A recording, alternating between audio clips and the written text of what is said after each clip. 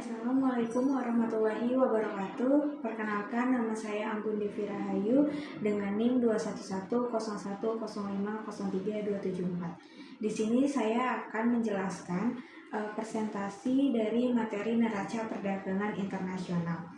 Yang pertama ada pengertian neraca perdagangan, yaitu catatan yang merinci selisih antara nilai ekspor dan impor suatu negara dalam periode waktu tertentu. Jika nilai ekspor lebih besar daripada impor, negara mengalami surplus perdagangan. Sebaliknya, jika impor lebih besar dari ekspor, negara mengalami defisit perdagangan. Selanjutnya ada tujuannya. Tujuan dari neraca perdagangan yaitu pertama, untuk mengukur kinerja perdagangan internasional suatu negara dalam periode tertentu.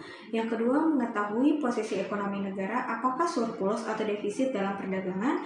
Yang ketiga, menjadi dasar pengambilan kebijakan perdagangan yaitu seperti tarif, impor, dan ekspor.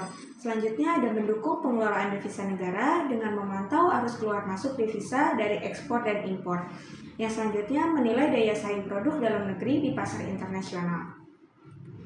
Selanjutnya ada faktor yang mempengaruhi neraca perdagangan, yaitu yang pertama kurs mata uang, kedua harga barang ekspor dan impor, yang ketiga kondisi ekonomi global, yang keempat kebijakan perdagangan, yang kelima produktivitas dan daya saing, yang keenam permintaan dan penawaran dunia, yang ketujuh perjanjian dagang internasional. Selanjutnya ada jenis-jenis neraca perdagangan. Yang pertama, neraca perdagangan surplus adalah suatu kondisi yang saat nilai transaksi ekspor lebih besar daripada nilai impor. Yang kedua, ada neraca perdagangan defisit adalah suatu kondisi pembayaran yang nilai transaksi impornya jauh lebih tinggi daripada nilai ekspornya. Yang ketiga, ada neraca perdagangan seimbang adalah suatu kondisi saat nilai transaksi ekspor dan impor dalam suatu negara bernilai seimbang. Ada dampak dari surplus dan defisit. Dampak dari surplus adalah cadangan devisa meningkat, nilai mata uang cenderung menguat, dan potensi investasi meningkat. Sedangkan dampak dari defisit adalah cadangan devisa berkurang, potensi hutang luar negeri meningkat, dan nilai mata uang cenderung melemah. Selanjutnya ada upaya menyeimbangkan neraca perdagangan, yaitu dengan mendorong ekspor produk lokal UMKM atau industri kreatif. Yang kedua, mengurangi ketergantungan impor. Yang ketiga, diversifikasi pasar ekspor. Yang keempat, penguatan industri substitusi impor.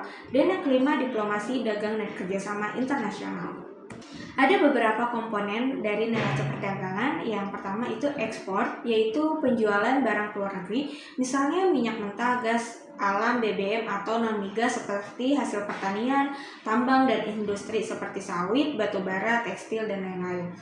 Yang kedua ada impor atau pembelian barang dari luar negeri seperti minyak mentah, LPG, BBM atau non-migas seperti barang konsumsi, bahan baku, barang modal seperti mesin, gandum, dan elektronik. Kesimpulannya adalah apapun jenis perdagangan yang dilakukan, khususnya dalam skala internasional dengan melakukan neraca perdagangan, maka setiap pebisnis akan membutuhkan suatu alat ataupun media pembukuan yang canggih dan juga akurat. Terlebih lagi dalam setiap periode waktu tertentu, perusahaan harus mampu menilai adanya perbedaan nilai barang atau jasa, baik itu yang diekspor ataupun yang diimpor, sehingga dalam melakukan perhitungan keuntungan, mereka bisa mencatatnya secara akurat. Sekian presentasi dari saya, kurang dan lebihnya mohon maaf. Wassalamualaikum warahmatullahi wabarakatuh.